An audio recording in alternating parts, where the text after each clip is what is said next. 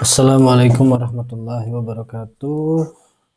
Allahumma sholli ala sayyidina salatan tunjina biha min jami'il ahwali wal afat wa taqdilana biha jami'al hajat wa tutahhiruna biha min jami'is sayyiat wa tarfa'una biha indaka ala darajat wa tuballighuna biha aqsal ghayat min jami'il khairati fil hayati wa ba'dal mamat amma ba'du.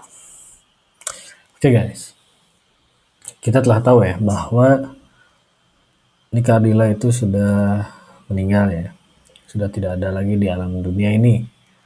Lalu di mana sekarang Nika Ardila? Ya, betul. Nika Ardila sekarang berada di alam kubur ya. Jadi setelah di alam dunia, Nika Ardila itu menuju alam kubur. Seperti apa alam kubur itu? Nah, kira-kira adalah 3 kali 4 petak ini ya.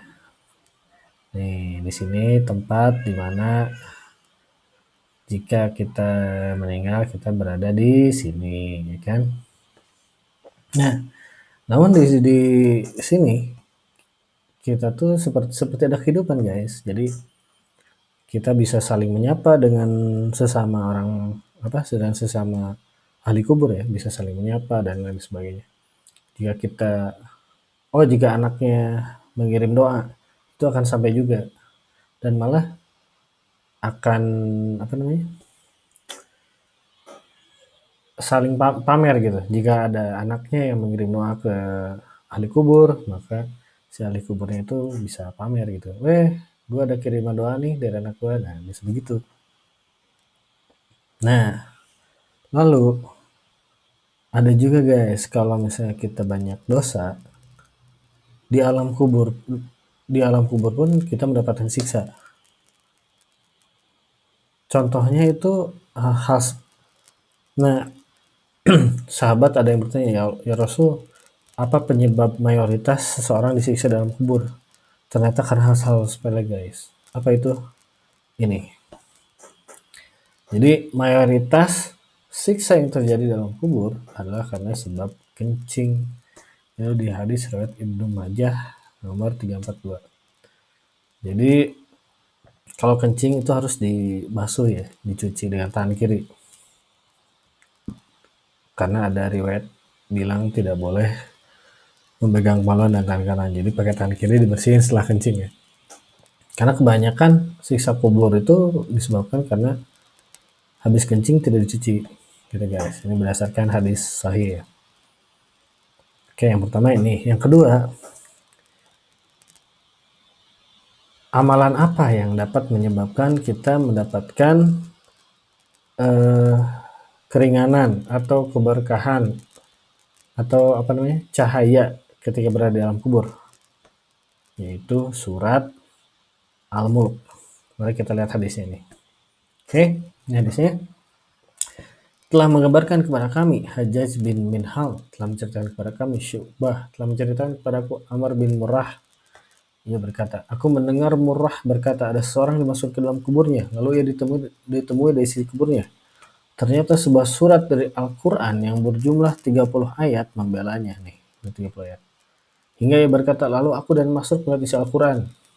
Namun kami tidak menemukan di dalam Al-Quran sebuah surat yang berjumlah 30 ayat, kecuali Tabaraka atau surah Al-Mulk. Jadi surah Al-Mulk itu adalah surat yang jika kita rajin membacanya akan menjadi pembela kita di alam kubur nanti ya. Ini riwayat dari ini nomor 3279. Jadi jika teman-teman rajin baca surat Al-Mulk, teman-teman sudah menyiapkan alam kubur yang nikmat ya, karena kita pasti akan menjumpai alam kubur ya. Itu guys.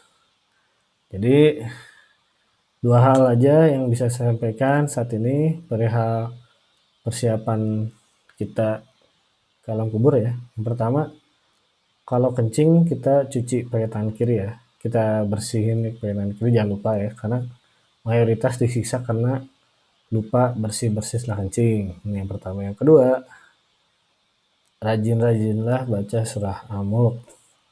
biar kita dapat keberkahan dalam kubur, biar kita tidak mendapatkan siksa kubur yang menyakitkan ya. Jadi seorang mukmin menjadi pembela kita di alam kubur nanti.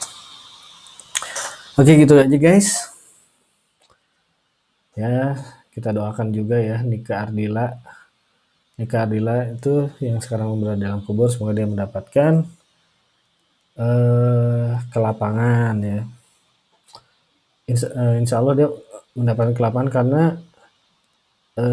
Nika Ardila terkenal dengan rajin sedekah ya. Terkenal dengan rajin sedekah itu pun sangat, bahkan berdasarkan riwayat ya, sedekah itu sangat meringankan azab kubur guys. Jadi ya ditambah satu itu guys. Jadi selain dua hal ini tadi ditambah sedekah itu meringankan azab kubur ya.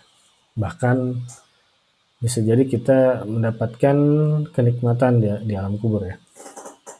Kayak gitu aja guys. Semoga bisa dipahami, singkat, padat, dan jelas lah ya. Assalamualaikum warahmatullahi wabarakatuh.